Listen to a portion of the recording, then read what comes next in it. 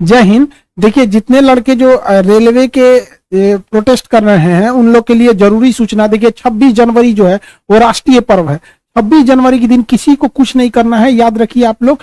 ये राष्ट्रीय पर्व है, ये दिन राष्ट्र के लिए समर्पित होना चाहिए। आप अपना गणतंत्र दिवस मनाएं कहीं पे भी। देखिए, इस समय समस्या समझिए क्या होता है कि किसी भी राज्य में, अगर दिल्ली की बात करेंगे तो पूरा प्रशासन प्रधानमंत्री और राष्ट्रपति में लगा होता है, और किसी भी राज्य की बात करेंगे तो उस दिन गवर्नर का, मुख्यमंत्री का भाषण होता है। तो पूरी सुरक्षा व्यवस्था, पटना की बात करेंगे तो कल पूरा पटना का डीएम, एसपी, एसएसपी, पूरा महकमा इन लोग की सुरक्षा में लगा रहेगा।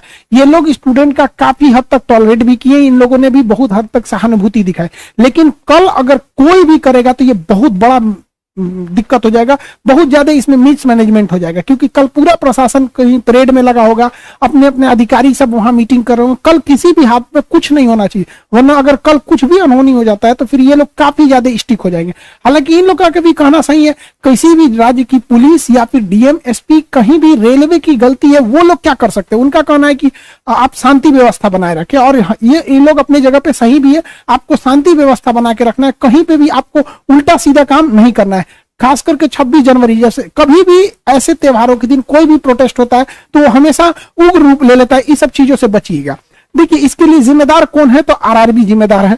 ये इतना बचकाना हरकत कर रहा है जिसका कोई हद नहीं। इस हिंसा के पीछे सबसे बड़ा कारण है तो आरआरबी। हुआ क्या कि कल की मतलब 24 तारीख को पटना राजेंद्र नगर पे एनटीपीसी के लड़के प्रोटेस्ट कर रहे थे कि हमारे साथ धोखा हुआ है।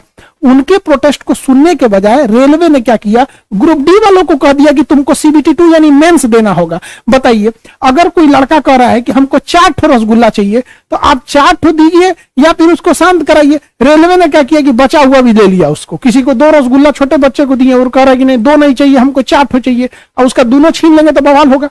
तो मेनली जो उग्र रूप लेने का कारण था वो ये था कि इसमें सीबीटी 2 जोड़ दिया गया, क्योंकि ये बच्चे शांति से पढ़ाई कर रहे थे। बहुत सारे लड़के इसमें के नहीं आए थे, लेकिन हुआ क्या कि एनटीपीसी में लड़के कम हैं, ये विरोध इसमें आधा का रिजल्ट हो गया वो नहीं। लेकिन क्या हुआ, उसी के बीच आरआरबी ने क्या कर दिया, अपना प्रोटेस्ट ये जारी कर दिया। इस वजह से ज्यादा विद्रोह हो गया। तो ये सोच सकते हैं कि आरआरबी कितने अजीब लेवल का सोच रही है जिसका कोई हद नहीं है, और इसमें किसी भी तरह का कोई पॉलिटिक्स भी नहीं हो रहा है। कुछ लोग का कहना है, या हम लड़कों से भी कहते हैं कि पॉलिटिक्स को एंट्री मत होने दीजिएगा।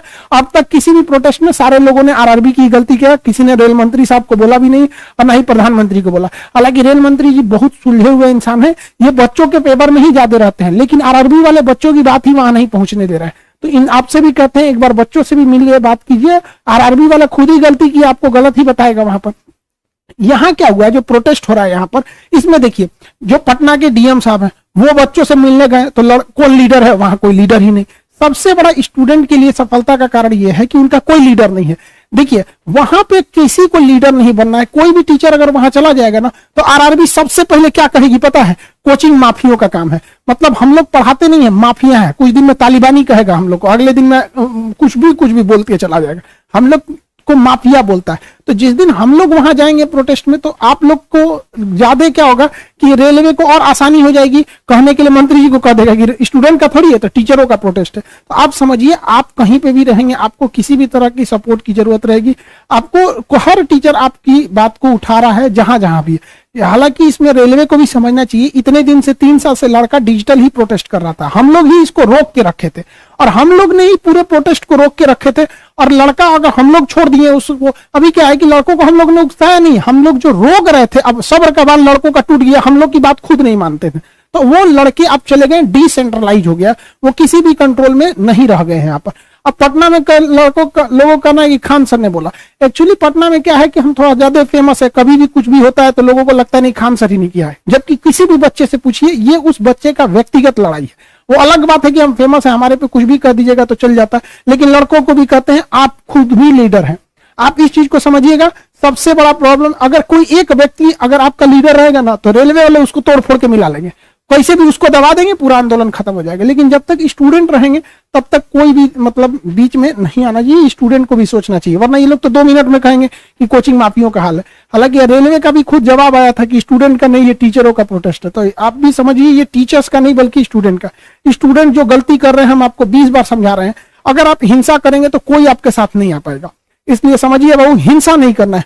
आरा के पास ट्रेन को ऐसे लगा दिया गया, उसकी बोगी में एक आग लग गई।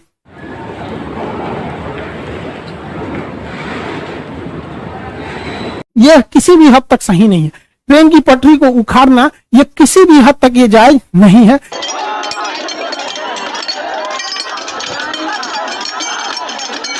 ये स्टूडेंट को भी कहते हैं अगर इस तरह की हिंसा होगी तो आपकी गलती को और बढ़ा चढ़ा के दिखाया जाएगा और कोई भी फिर आपके साथ में नहीं आ पाएगा। प्रशासन जो आपके साथ थोड़ी सी ढिलाई भी बरत रहा है वो बहुत ही ज्यादा स्ट्रिक्ट हो जाएगा।